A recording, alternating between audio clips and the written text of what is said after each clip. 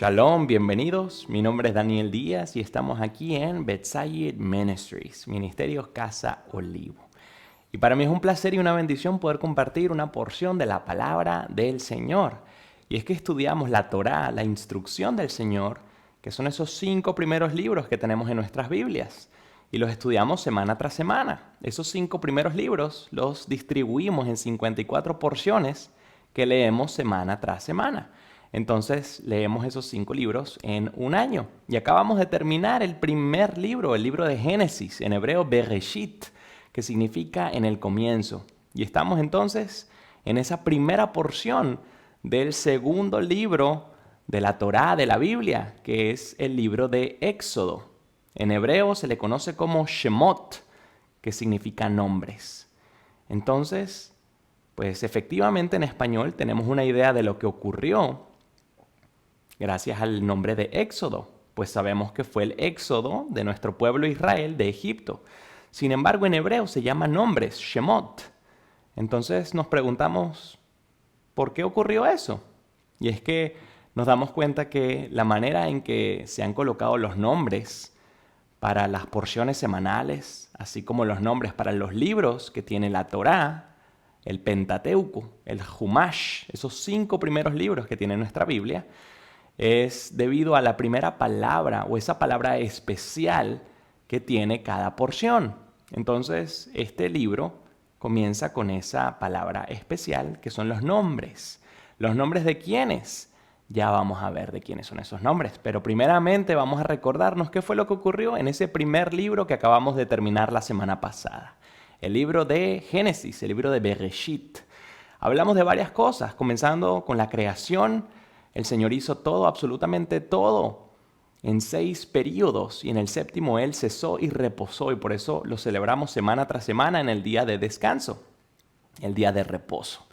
También hablamos de Adán y Eva, hablamos del arca de Noé, hablamos de Abraham, su hijo Isaac, su hijo Jacob y sus 12 hijos varones, que fueron los que conformaron las 12 tribus del pueblo de Israel. Nos recordamos que el hijo de Abraham, Isaac, recibió la promesa que había sido dada a su padre.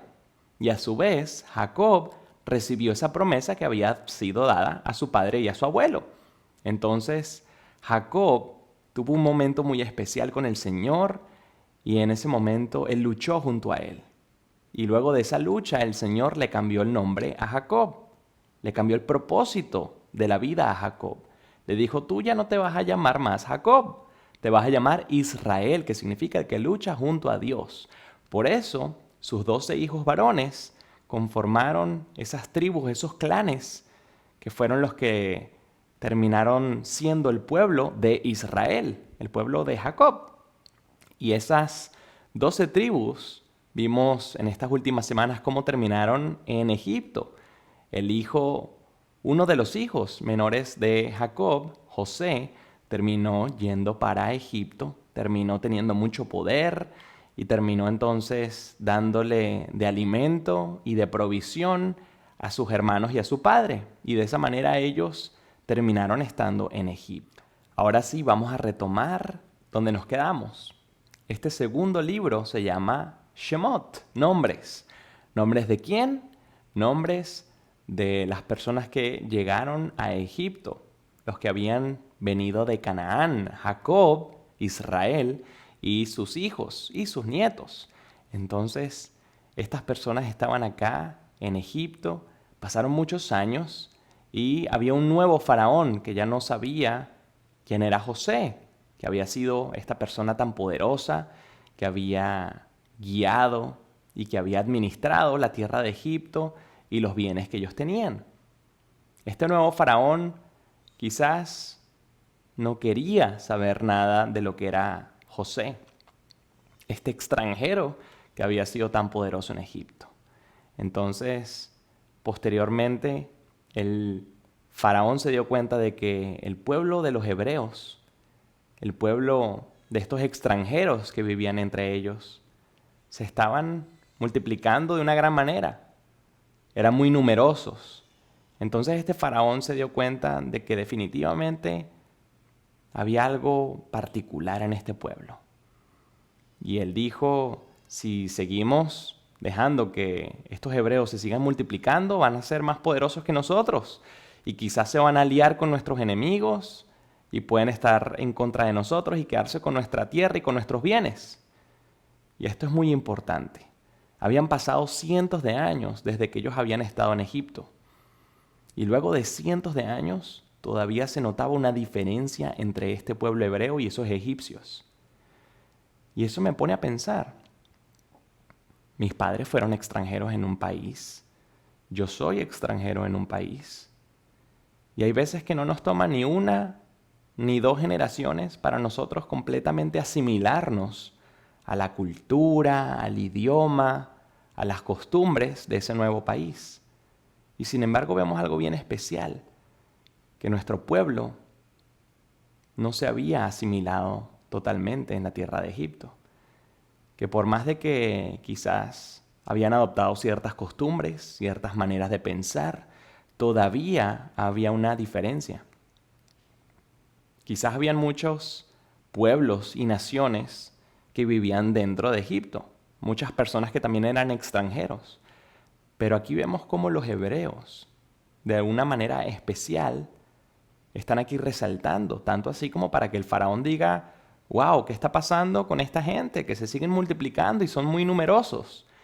Entonces vemos qué especial ha sido nuestro pueblo incluso desde ese momento, cuando eran simplemente unos extranjeros viviendo en medio de este imperio, y el faraón decidió entonces darles responsabilidad de hacer los trabajos más arduos que habían.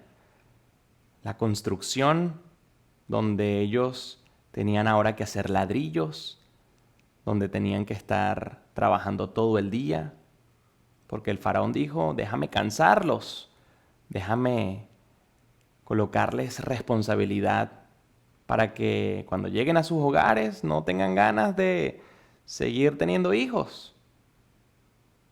E incluso cuando esto ocurrió, nuestro pueblo seguía multiplicándose de una manera especial. Después de todo un día arduo de trabajo, después de una esclavitud donde nuestro pueblo lo que hacía era trabajar y trabajar y trabajar sin tener ni un día de descanso, entonces el faraón dijo, no solamente déjame hacer una guerra física para que ellos estén cansados, sino también déjame hacer una guerra psicológica para que ni siquiera tengan ganas de tener hijos, porque ¿quién va a querer traer hijos a una vida de esclavitud, donde no tienen ni siquiera tiempo para disfrutar a su familia? Y de esta manera entonces también el faraón le pidió a las parteras, a las que se encargaban de recibir a los niños en los partos, de que si los hebreos tenían hijos varones, de que le quitaran la vida y de que dejaran con vida si nacían hembras, para que los egipcios siguieran teniendo una relación de proliferación con las hembras, pero que trataran de acabar con esta raza, con esta nación, quitando a los hombres, quitando a los varones. Y vemos de esta manera cómo el faraón tenía miedo de nuestro pueblo. Luego de cientos de años donde nuestro pueblo no se había asimilado, había algo especial definitivamente en estos esclavos. Algo que quizás no podemos percibir completamente en el texto. Pero definitivamente ese faraón que para los egipcios era un dios, esos egipcios que estaban llenos de dioses, le temían a nuestro pueblo. Y eso es algo muy importante de notar, que quizás no lo podemos ver en las escrituras totalmente. Pero ¿qué estaría ocurriendo en la mente del faraón? Entonces, eso nos lleva a ese capítulo cuando de estos hebreos nace un niño muy especial, un niño bueno, un niño diferente.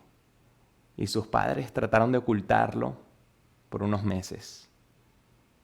Como había nacido varón, no querían permitir que le quitaran la vida.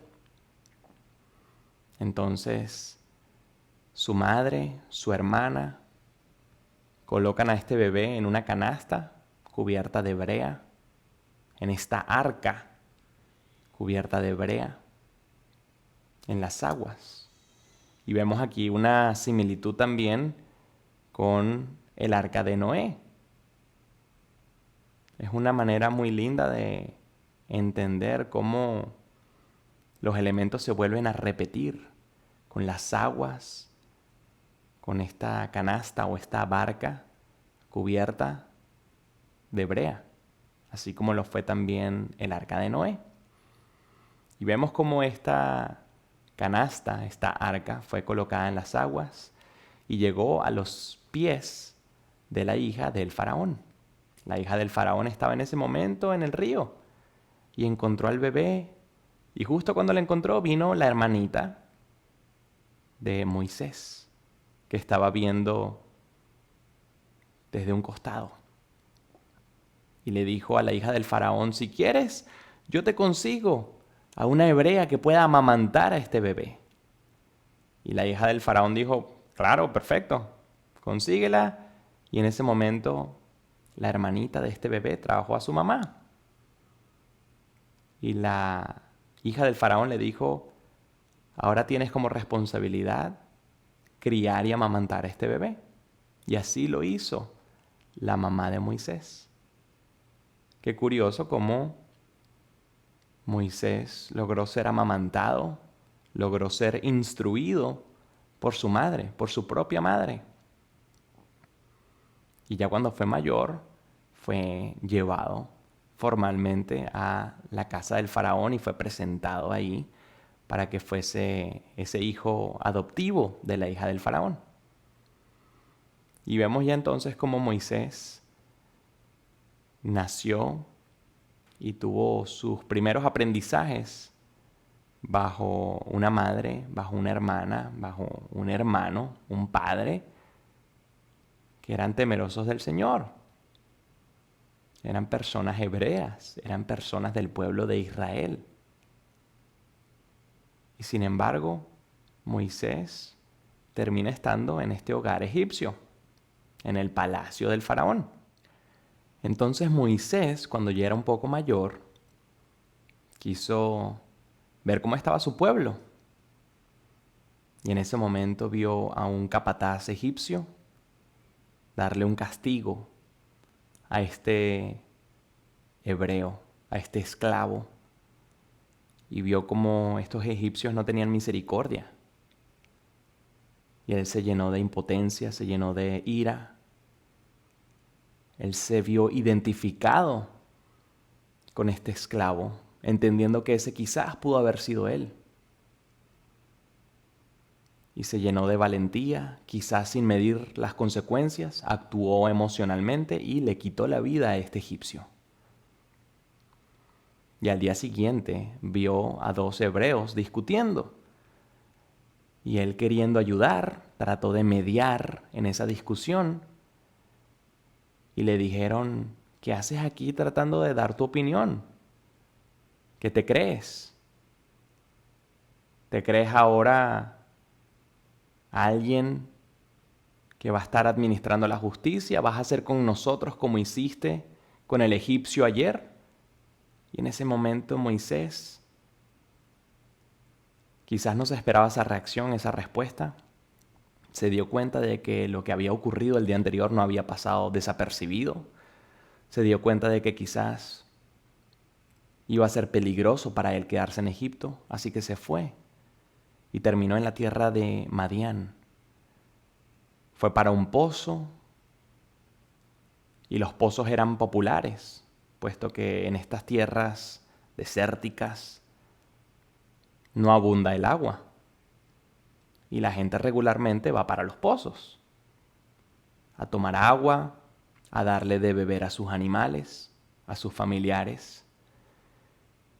Y en ese momento estaba un grupo de mujeres y vio como un grupo de pastores estaban agrediendo a este grupo de mujeres.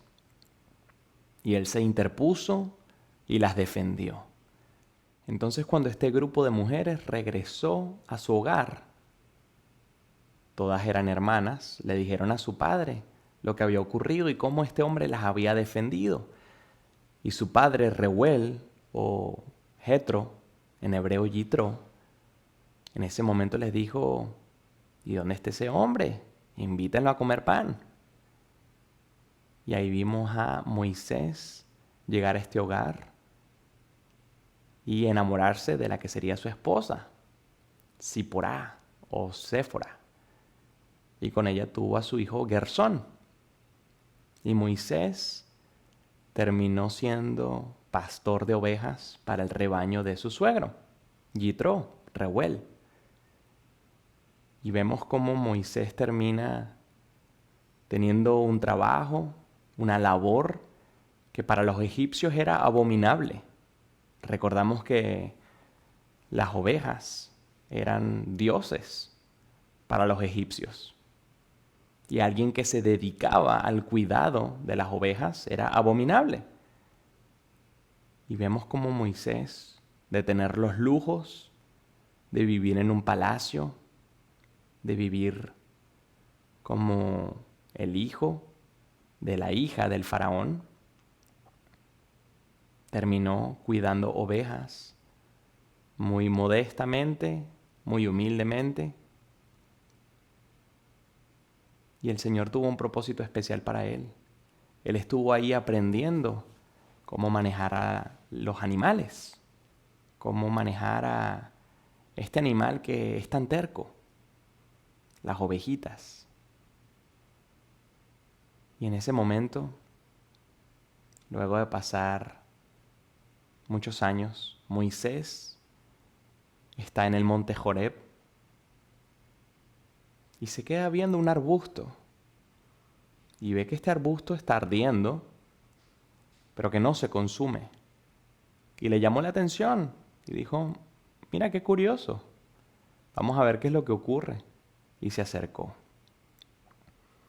Y de repente el Señor se manifestó y lo llama y le dice: Moshe, Moshe, Moisés, Moisés.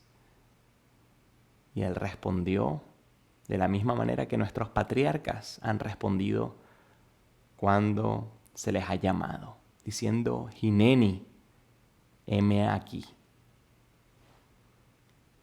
Y el Señor le dijo: quítate las sandalias, que esto es tierra santa. Y así lo hizo Moisés. Y en ese momento el Señor le dijo: mira, yo soy el Dios de tus padres, de Abraham, de Isaac, de Jacob. Yo soy ese Dios de tu pueblo. Y escuché los lamentos, escuché la tristeza, escuché la opresión en la que está mi pueblo. Y yo quiero que tú seas el elegido para decirle al faraón que ellos quieren ser libres para prestar ofrenda, sacrificios a su Dios. Y Moisés le dice a Dios: pero ¿quién soy yo para decirle al faraón que deje ir a mi pueblo? Y el Señor le dice: yo voy a estar contigo, tranquilo. Y Moisés le dice: pero ¿y cuando me pregunten que quién me está enviando? ¿Cuál es el nombre de ese Dios? ¿Qué les debo decir? Y él les dice: yo soy el que soy. Yo soy el que soy. Ehyeh asher ehyeh.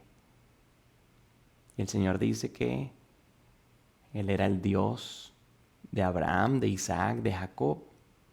Nuestro pueblo muy bien conocía la historia de nuestros patriarcas. Él es el que es. Y en ese momento Moisés dice: pero Señor, ¿y si no me creen? Y el Señor le dice: bueno, vamos a hacer aquí un plan. Si no te creen, tú vas a demostrarles de esta manera que ciertamente yo te estoy enviando, que tienes en tu mano. Y Moisés tenía el bastón con el que pastoreaba. Y el Señor le dice: tíralo al suelo. Y así lo hizo y se convirtió en serpiente. Y luego retomó el bastón y nuevamente se convirtió en un bastón. Y el Señor le dijo, si no te creen cuando hagas esto, vas a hacer lo siguiente. Coloca tu mano dentro de tu pecho. Y así lo hizo Moisés. Y de repente cuando sacó su mano estaba totalmente blanca. Tenía lepra o tzarat, esta enfermedad de esta mancha, de esta anomalía en la piel. Y el Señor le dijo a Moisés, colócala de nuevo en tu pecho. Y así lo hizo Moisés y de repente estaba completamente sana. Y el Señor le dijo, si no te creen ni con esta primera ni segunda muestra de que de verdad un Dios poderoso te está enviando, vas a tomar el agua del Nilo y la vas a colocar en tierra y se convertirá en sangre. Así que, si no te creen ni con esta primera, ni segunda, ni tercera, ya van a ver. Porque voy a endurecer el corazón del faraón. Va a ser difícil que los deje salir, sin embargo, los va a dejar salir. Y Moisés estaba diciéndole al Señor, pero Señor, ¿por qué no agarras a otra persona? ¿Por qué no eliges a otra persona? ¿Por qué tengo que ser yo? Si tú sabes que yo no hablo bien, si tú sabes que no soy el más elocuente, debe haber otra persona quizás que sea mejor que yo. Y el Señor le dice, no, es que tú no estás entendiendo, Moisés, es que te elegí a ti. Y Moisés dice, pero, ¿y mi hermano? ¿Por qué no eliges a mi hermano? Y el Señor dijo, tu hermano ciertamente va a estar ahí contigo. Y yo voy a compartir contigo lo que debes hacer. Y tú vas a compartir con tu hermano lo que él debe hacer. Y tu hermano será tu boca.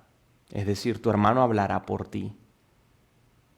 Sin embargo, tú vas a ser el que guíe en todo momento a tu hermano siguiendo las instrucciones de lo que ustedes deben hacer. Entonces, Moisés, aunque quiso retractarse, aunque no vio la bendición con la que había sido elegido, esta bendición de ser esta persona que iba a salvar y a redimir al pueblo de esta esclavitud, él aceptó esa responsabilidad, ese rol de salvador, de emisario, de mensajero, para ir al faraón. Y luego de que Moisés tiene este encuentro con el Señor, él se dirige a su suegro, a su hogar, y le dice, debo regresar a Egipto. Y este es un momento oportuno para hacerlo, no solamente porque tengo una misión, sino también porque el faraón ha fallecido. Había un nuevo gobierno. Él ya no se sentía quizás bajo la misma angustia de antes, puesto que se había ido después de haber matado a un egipcio. Entonces su suegro le dijo, me parece bien. Entonces Moisés tomó a su esposa, a su hijo, los colocó en un asno y se dirigió a Egipto. Y aquí pasa algo curioso. El ángel del Señor se presenta y trata de quitarle la vida a Moisés. Está forcejeando, está luchando con Moisés. Y en ese momento, Séfora, su esposa, toma un cuchillo de piedra y circuncida a su hijo Gersón. Y al concluir, el ángel desiste de luchar con Moisés y lo deja en vida. Entonces nos preguntamos, ¿qué acaba de ocurrir? No entendí. El Señor acaba de tener un momento sin igual cuando le confiere esta responsabilidad a Moisés y ahora está tratando de quitarle la vida. Y la manera de salvarse es circuncidando a su hijo. No entendí por qué. Moisés no había querido circuncidar a su hijo, no había sido obediente a esa instrucción que había sido dada a Abraham. Y proféticamente el Señor sabía que Gersón, el hijo de Moisés, tenía que seguir sus instrucciones, más siendo el hijo del líder Moisés. Moisés necesitaba que su familia estuviese en la misma página. Y a veces nos ocurre lo mismo, es difícil cumplir con esa responsabilidad que tenemos cuando nuestra familia no está en la misma página. Y a veces el Señor coloca de situaciones difíciles para que nosotros entendamos que hay que obedecerle o por las buenas o por las buenas. Porque es difícil cumplir con nuestra misión cuando en nuestro propio hogar las personas no están en la misma página. Sin embargo, el Señor perdona la vida de Moisés cuando su esposa, en ese acto de valentía, circuncida a su propio hijo. Y Moisés termina llegando entonces a Egipto, se encuentra con su hermano Aarón, el cual se alegra. Habían pasado muchos años desde que no había visto a su hermano. Su hermano Moisés le cuenta todas las responsabilidades que ahora tiene, esa revelación que tuvo con el Señor. Y entonces ahora se dirige al faraón a decirle: Israel, el primogénito del Creador del cielo y de la tierra, de Dios. Israel quiere ir y presentar ofrendas a su Dios. Tienes que dejar ir al pueblo. Entonces el faraón obviamente les dice: ¿qué Dios? Yo no conozco ese Dios. Obviamente que ustedes no van para ningún lado.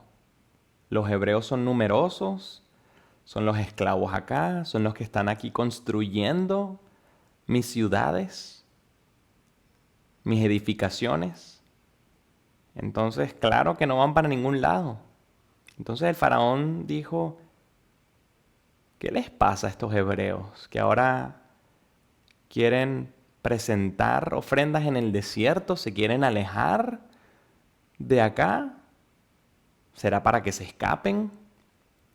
Yo no voy a dejar ir a mis esclavos que me están aquí trabajando gratis.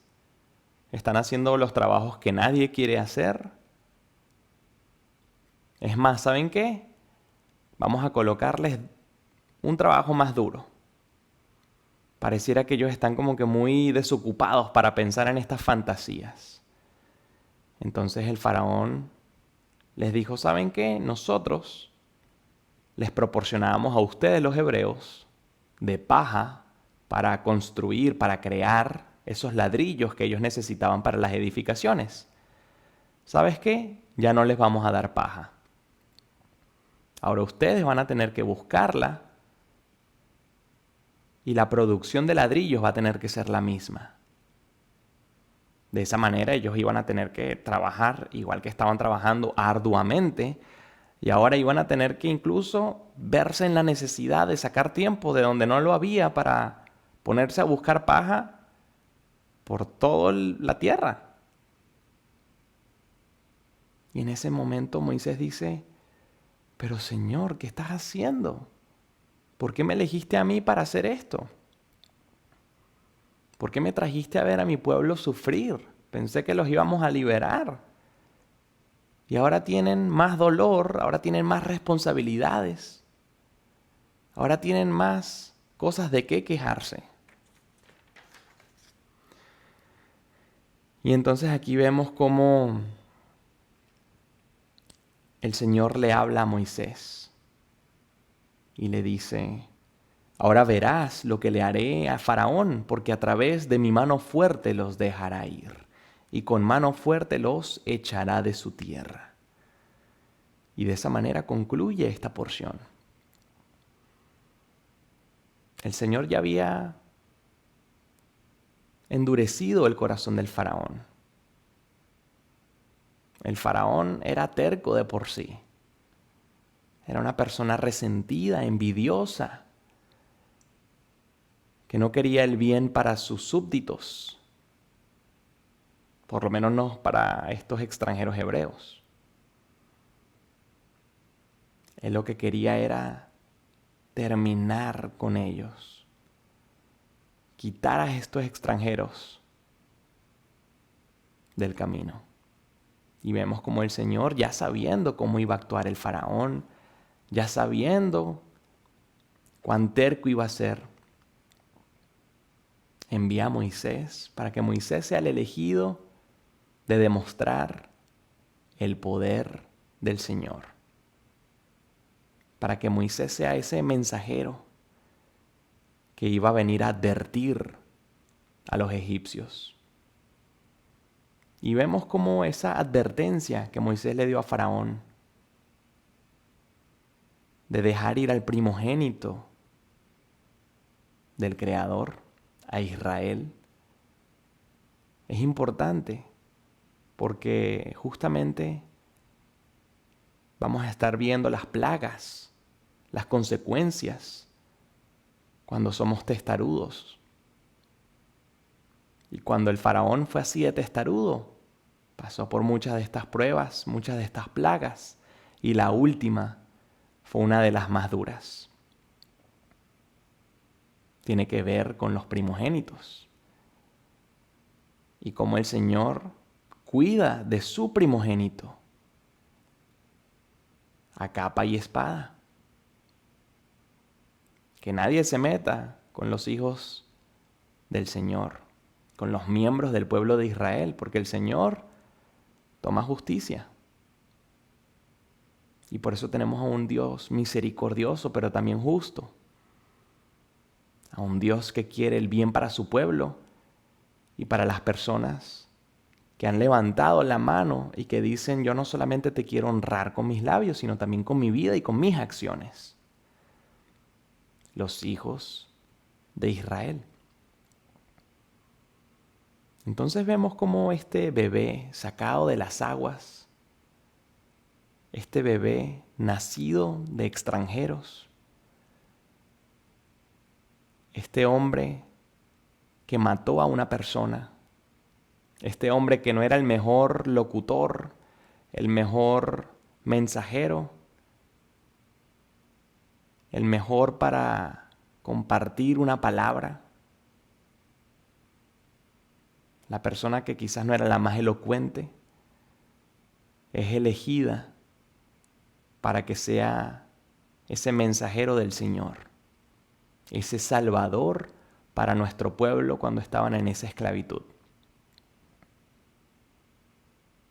Y hay veces que el Señor nos habla y pone una idea en nuestra mente, una idea en nuestro corazón de que debemos servirle. Porque el Señor no quiere que solamente nosotros estemos honrándole con nuestros labios, sino que Él quiere una vida de devoción. Y quizás a veces no somos los mejores hablando, pero el Señor tiene una misión y un propósito para cada uno de nosotros. Quizás eres muy bueno sonriendo, quizás eres muy bueno abrazando, quizás eres muy bueno tocando un instrumento y puedes alabarle. Quizás tienes bienes materiales o recursos que puedes compartir con otra persona y que esa persona vea a Dios en tu vida cuando tú demuestres por obras que tienes a un Dios misericordioso y amoroso que te pide que tú ames a tu prójimo. Y hay veces que el Señor pone esa idea en nuestra mente, en nuestro corazón de que hay que servirle. Y nosotros decimos: pero Señor, si yo no tengo instrucción, si quizás yo no soy el más elocuente, si quizás no soy el más apto. Tú sabes que yo no puedo estar pensando en servirte de esta manera. Hay gente mucho más preparada que yo. Y el Señor dice, no, no, no, es que tú no me entiendes, yo te quiero a ti y quiero que me sirvas de esta manera.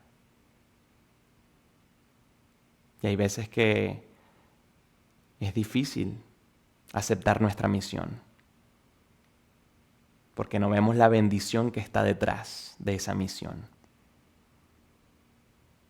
Pero el Señor quiere que nosotros estemos atentos a responderle, así como los patriarcas y Moisés lo han hecho, diciendo, Hineni, heme aquí, que estemos dispuestos, que estemos firmes, que estemos listos para esa misión que el Señor tiene para cada uno de nosotros, para ese propósito que tiene cada una de nuestras vidas. Hoy me ves aquí compartiendo contigo la palabra del Señor, pero hace 2 años yo era una persona totalmente distinta. Hace 5 años era una persona totalmente distinta. Hace 10 años era una persona sin barba y completamente distinta. Entonces, uno no sabe cuándo el Señor tiene un mejor plan para nosotros que nosotros mismos. Somos nosotros los que tenemos que estar dispuestos para atender ese llamado. Para decirle al Señor, Señor, quizás no voy a ser el más preparado, el más elocuente, capaz a veces se me traba un poco la lengua, pero aquí estoy para comentar lo que tú pongas en mi corazón y para que compartas a través de mí esa palabra de amor, para que mi familia y mi hogar sean un altavoz para que la gente pueda escuchar tu palabra. Y por eso tú eres una extensión del pueblo del Señor. Tú eres un hijo de Israel. Tú crees en el Dios de Abraham, de Isaac y de Jacob. Tú crees en ese Mesías que fue profetizado. ¿Qué estás transmitiendo con tu vida? ¿Es tu hogar un altavoz de la palabra del Señor? ¿Es tu vida un ejemplo para los demás de ese Dios amoroso, misericordioso y justo que tenemos? Tienes una oportunidad para atender ese llamado que el Señor quiere, de que le sirvamos no solo con nuestros labios, sino también con nuestras vidas. Y que podamos estar con esa disposición de responderle diciendo, heme aquí. Sigue acompañándonos y estudiando de la palabra del Señor. Shalom.